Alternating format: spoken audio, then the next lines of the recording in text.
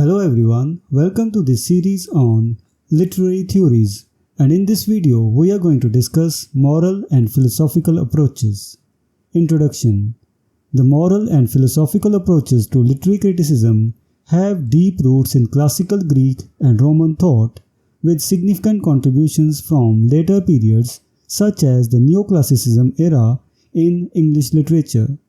These approaches emphasize the role of literature in teaching morality and exploring philosophical issues.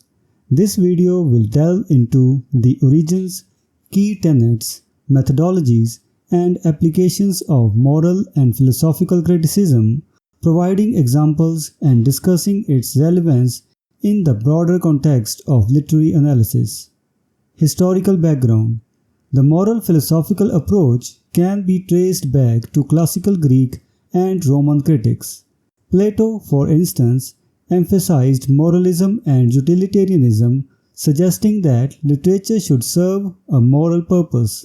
Horace, another classical critic, believed that literature should be both delightful and instructive.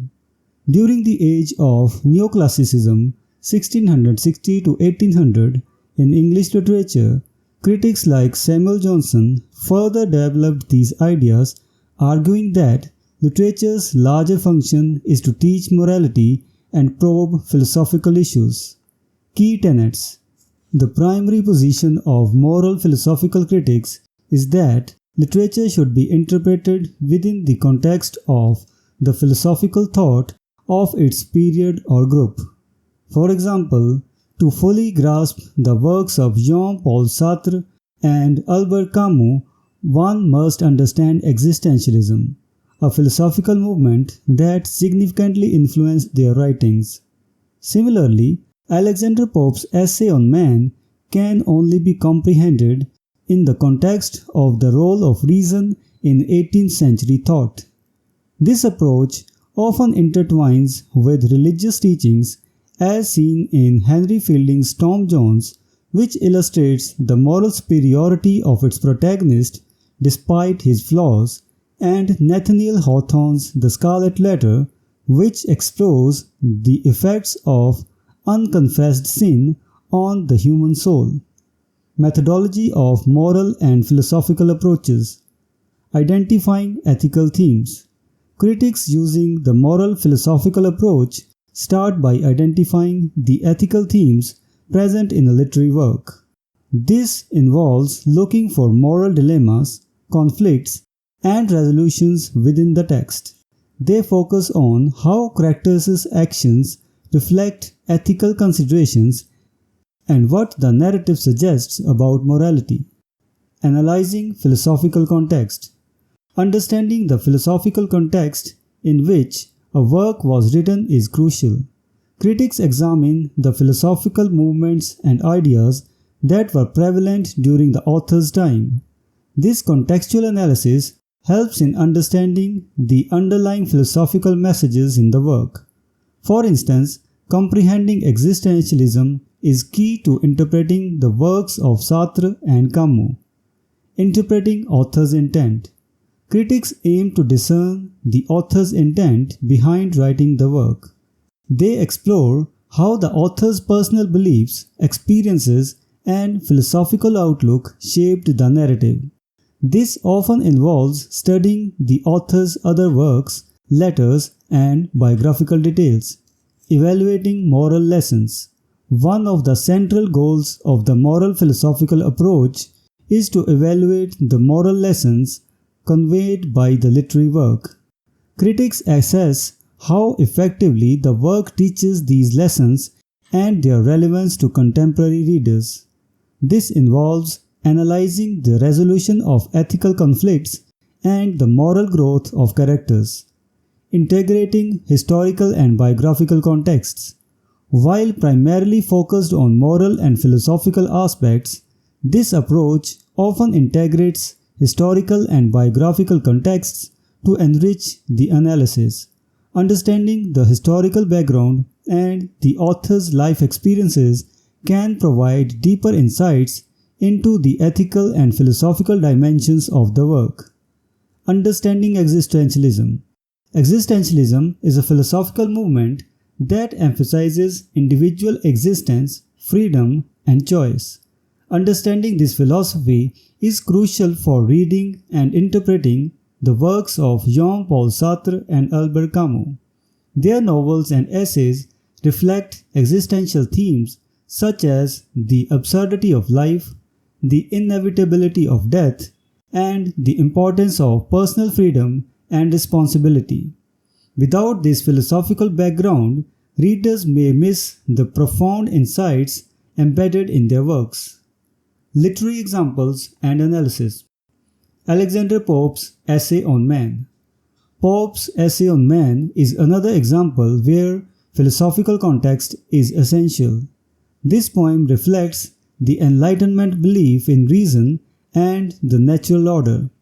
Pope explores themes of human nature, society, and the pursuit of happiness, which are deeply rooted in 18th century philosophical thought.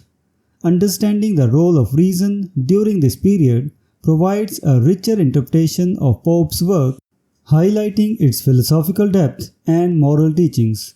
The poem's assertion that whatever is right encapsulates the Enlightenment's faith in rational, ordered universe, urging readers to trust in the inherent goodness and justice of the natural order. Henry Fielding's Tom Jones.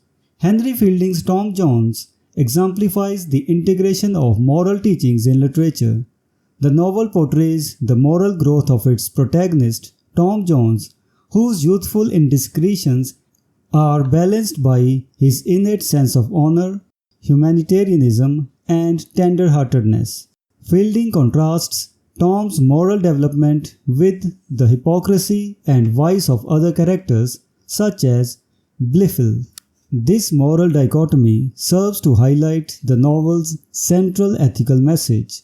True virtue is innate and often found in flawed yet fundamentally good individuals. Nathaniel Hawthorne's The Scarlet Letter. Nathaniel Hawthorne's The Scarlet Letter is a profound exploration of sin, guilt, and redemption. The novel examines the destructive effects of hidden sin through the characters of Arthur Dimmesdale and Roger Chillingworth.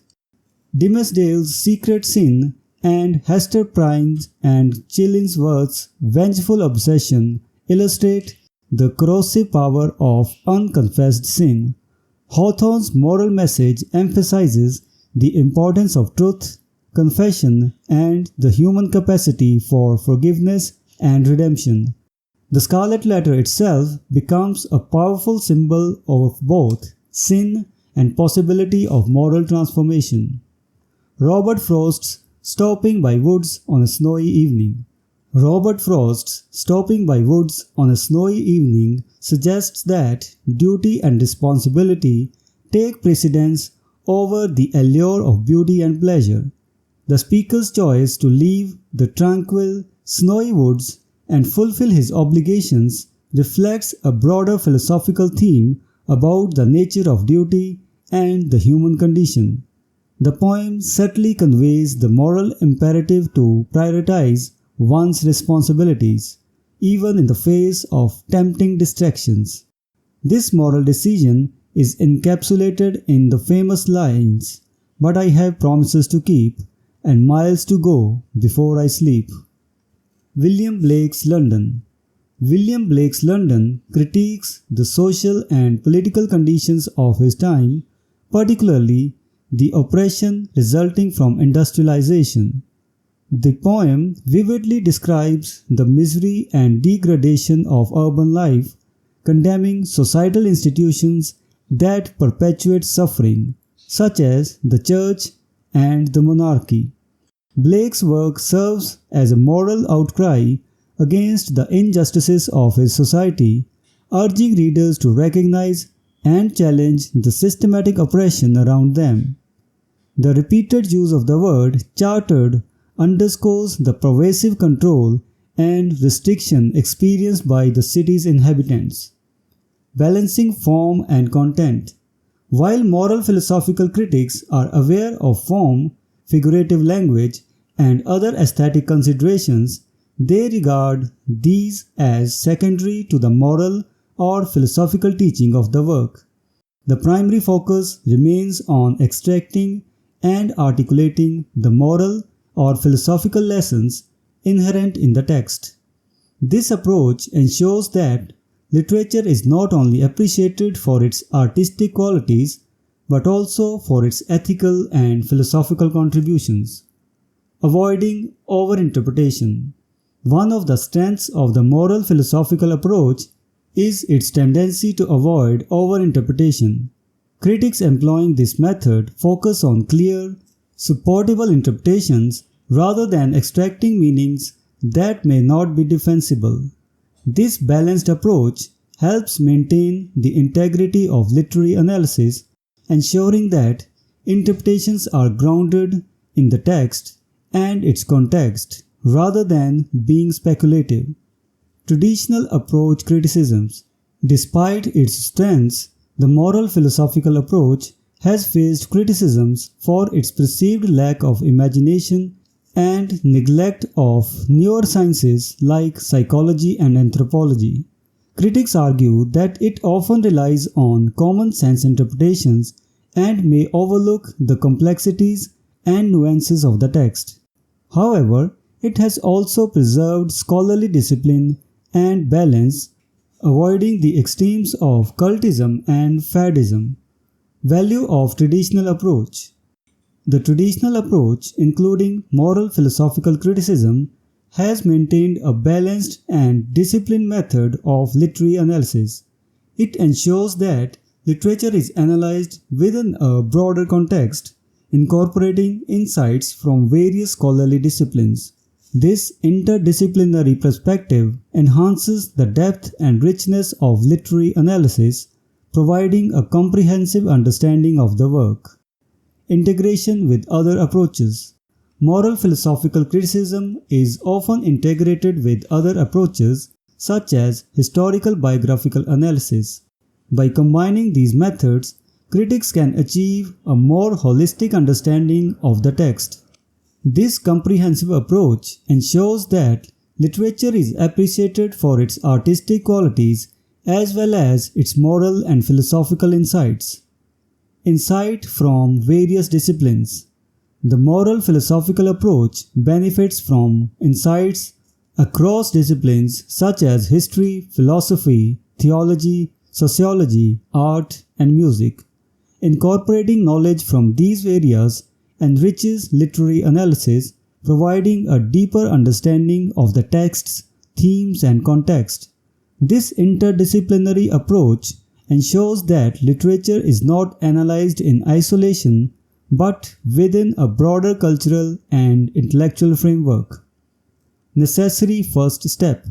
Traditional approaches, including moral philosophical criticism, often serve as a necessary first step in literary analysis.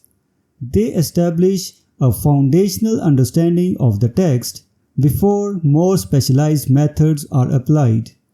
This preliminary analysis ensures that critics have a solid grasp over the work's moral and philosophical dimensions, which can inform and enhance subsequent interpretations. Conclusion. The moral and philosophical approaches to literary criticism provide valuable insights into the ethical and philosophical dimensions of literature. By focusing on the author's intent, the text's context, and its broader philosophical themes, these approaches offer a deeper and more nuanced understanding of literary works. While integrating insights from various disciplines and avoiding overinterpretation, moral philosophical criticism remains a vital tool in the study of literature, enhancing our appreciation of its ethical and intellectual contributions.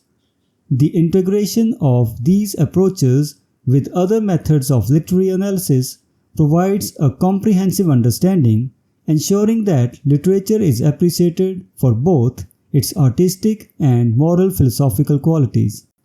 So this was the discussion on moral and philosophical approaches in literary theory. We will meet in the next video and discuss some other approach. Until then, goodbye and thank you.